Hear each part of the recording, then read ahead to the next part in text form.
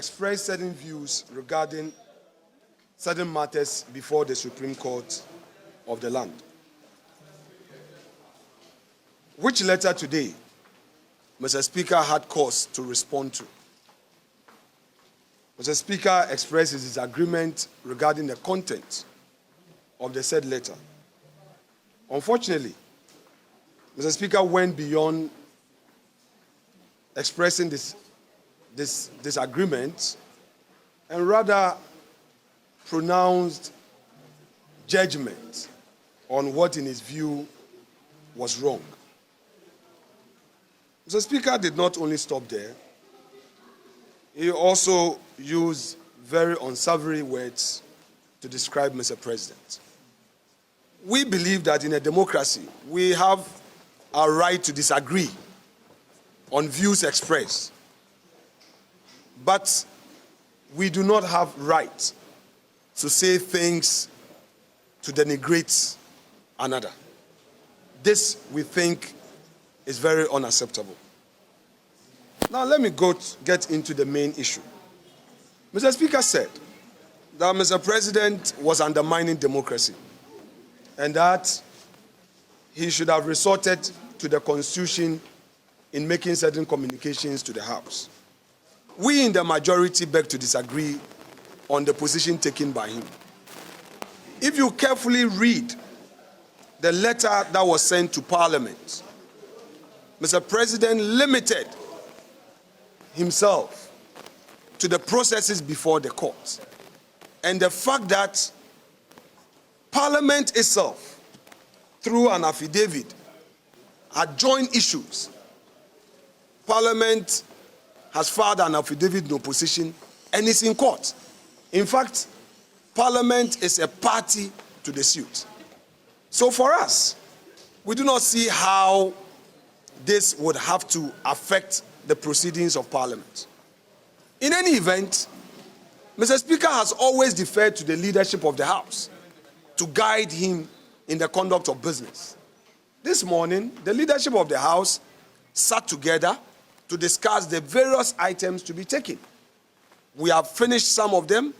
There were some that we were supposed to take, and we're told that Mr. Speaker would have to take the chair. It's very disappointing that after Mr. Speaker had made known his own views about the letter sent from the presidency to the clerk, he adjourned the House Synod without giving room for the leadership of the House to even comment. This we find very strange. But this is a democracy. We believe, as Mr. Speaker himself said, and I'll quote him, that this impasse calls for reflection. This impasse calls for reflection. I will play that out to Mr. Speaker himself, that we all need to reflect on the way forward as a nation. He said he was not going into the matter as that would undermine the outcome of same. But we all know that the very issue that was raised by Honorable Dafemepo had to do with the continuing ministers who had been reshuffled to other ministries. The issue of constitutionality of certain nominees had been determined by way of they going through the vetting process, a report coming before the House for debate and final decision. So for me, these are two unrelated issues. How can the Dafemepo raise an issue regarding a minister who has been transferred, let's put it in that state, that a minister in one ministry has been moved to another ministry, and the words used by Mr. President was that he has relieved them of their portfolio and moving them to another ministry.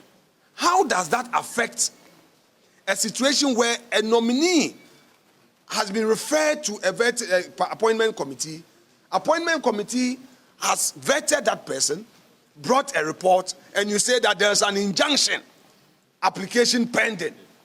Therefore, such a situation cannot be considered by Parliament. This is bad faith. This is bad faith.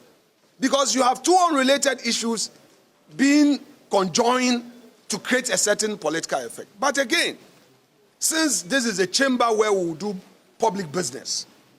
We believe that we need to reflect on these issues and sit together as stakeholders in this politics to get things done.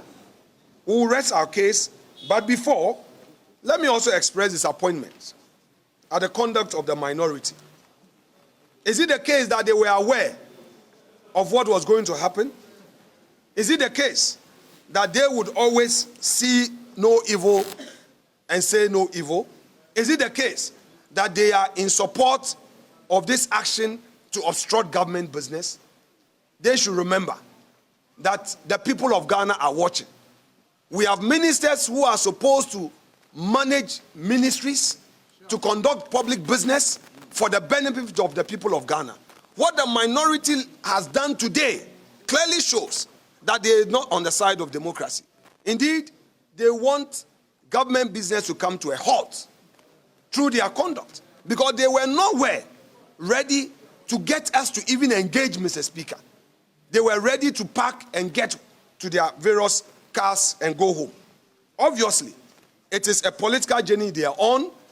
They want to explore the situation to their advantage, and we believe that the good people of Ghana at the right time will know that we as MPP in government stand for progress, development, and the betterment of our democracy. Thank you so much indeed.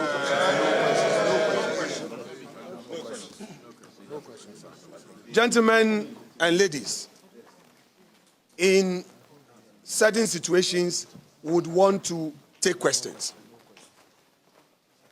Please again, it is my position that we keep to the submission made so far without further questions. It does not amount to disrespect. Thank you so much.